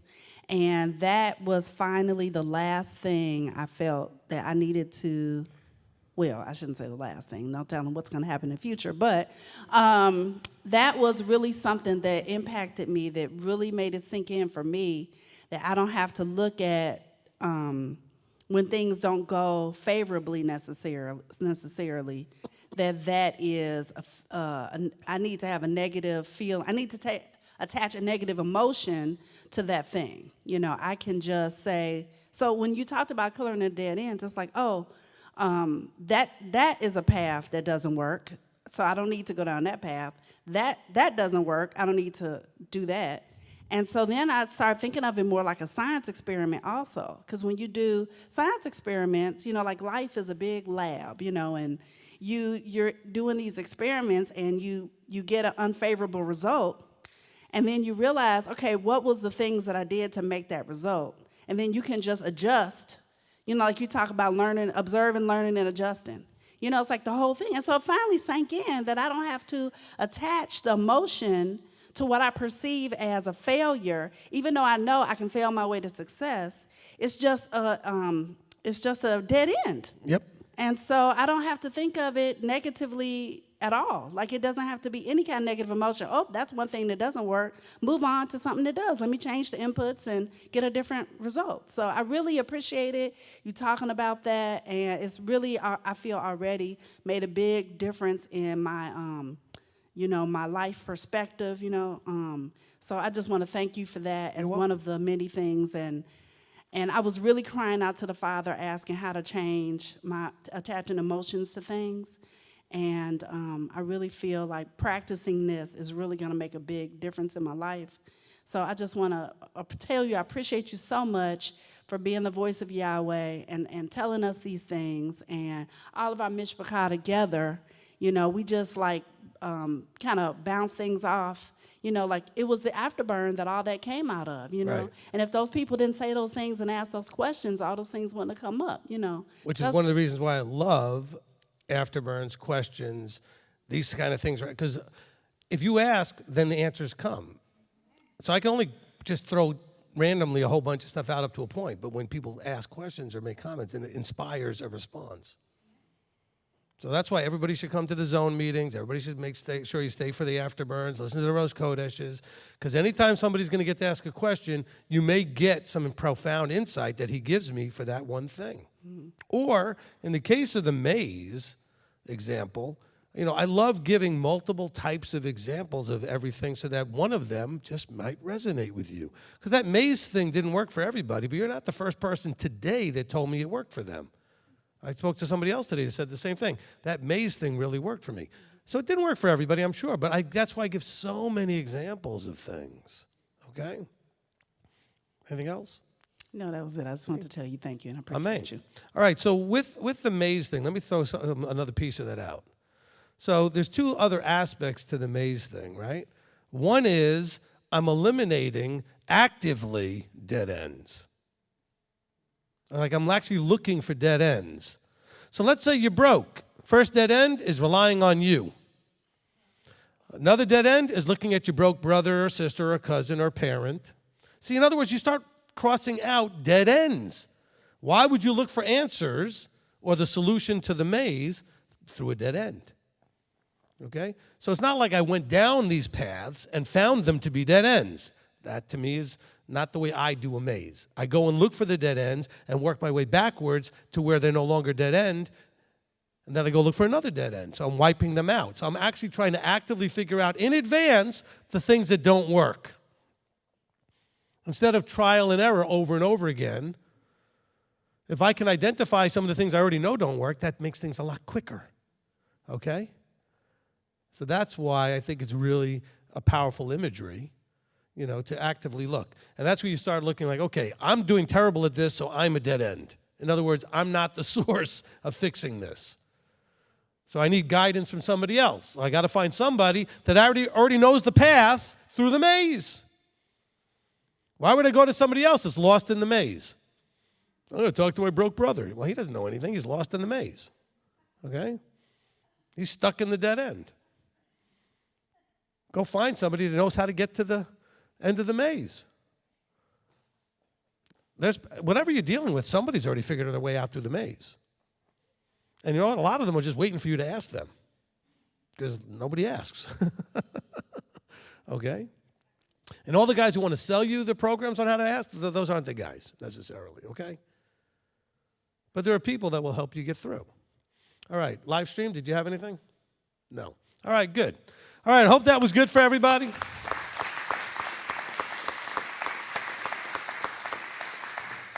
Okay, so with that, we're going to have I guess I can go on this side of the room. I'll go over here. All right, anybody who wants to be on camera, we're going to wave goodbye to everybody. Wish everybody a Rosh Chodesh Sameach.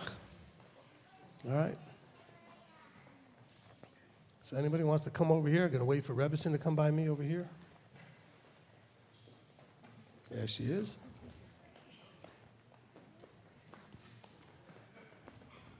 All right, Alice, Freddie, okay. Freddie went to Rebbetzin, he's smart. That was it? Nothing for me? Come back over here. Oh, he's going back to Rebbetzin, he's smart. All right. I don't blame you, buddy. All right, so let's look at the camera over here. We want to wish everybody out there a Rosh Chodesh Sameach, and we're going to tell them that we love them. On three, here we go. 1, 2, 3.